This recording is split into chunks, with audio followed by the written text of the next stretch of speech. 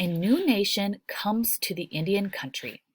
Source: the Newberry Library's Lewis and Clark and the Indian Country virtual exhibition in 2005. Little changed in the Indian country in the first years after the Lewis and Clark journey. The Corps of Discovery had failed to find an easy route to the Pacific, and a few people wanted to follow their difficult path. But the expedition had put American boots on the ground for the first time. In addition, the information it compiled documented a vast new territory ready for nation expansion. West of the Missouri River, that expansion began gradually. A profitable fur trade encouraged outposts and new settlements. After 1850, gold rushes in California, Montana, and Oregon built those remote settlements into town. Over time, open land attracted settlers. The coming of the railroads completed the transformation of the region. By century's end, Americans had a new name for the Indian country. They now called it the West. This process was not a peaceful one. Rather, it was punctuated by violence and military conflict. This section illustrates the ways in which different aspects of American expansion, mining, homesteading, ranching, altered and undermined the traditions and institutions of the Indian country. New settlers. Three events near mid-century unleashed a flood of American settlements across the Indian country. In 1846, a treaty with Great Britain fixed the northern boundary of the United States at the 49th parallel, securing the American title to the Columbia River. 2 years later, the discovery of gold in California began a rush that attracted 250,000 people to what had been a distant province of the young Republic of Mexico. Almost at the same time, the Treaty of Guadalupe Hidalgo ended the Mexican-American War and transferred a massive arc of new territory to the United States. Suddenly, the United States had become a continental power. Settlers, merchants, and entrepreneurs heading from the west, from St. Louis, were now eager to set up American institutions across the Indian country. They assumed that the land was theirs, and their needs superseded those of the existing Indian communities. By the centennial of the Lewis and Clark expedition in 1904, more than 6 million new people had moved to the territory first visited by the Corps of Discovery. Miners. From the day of Columbus, European expansion was driven by stories of gold and silver waiting to be gathered up by energetic explorers.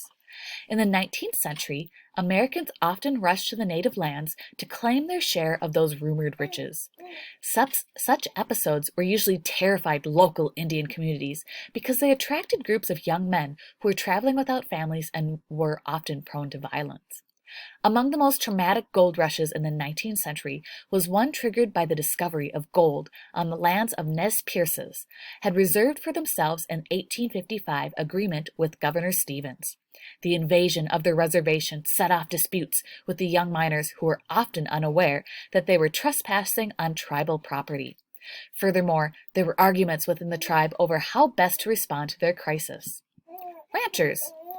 After the American Civil War, while homesteaders built farms in the West and miners filed claims in remote mountains, cattle and sheep ranchers moved into the arid northern plains and the Plateau Company of Eastern Oregon to raise food for the nation's growing cities. While Native people were unhappy about the displacement of buffalo by stock animals, many tribal communities found ranching offered an attractive way to make a living. It preserved traditional gender roles and allowed for a seasonal round of herding activities. Ranching attracted thousands of outsiders to the Indian country. These newcomers quickly exhausted the available public lands and pressed Western tribes to open new areas for non-Indian ranching. These white ranchers urged federal authorities to permit them to graze their herds on what they saw as unused Indians' lands and to build an ambitious dam and irrigation projects. Indian communities along the Lewis and Clark route were often hit hardest by these changes.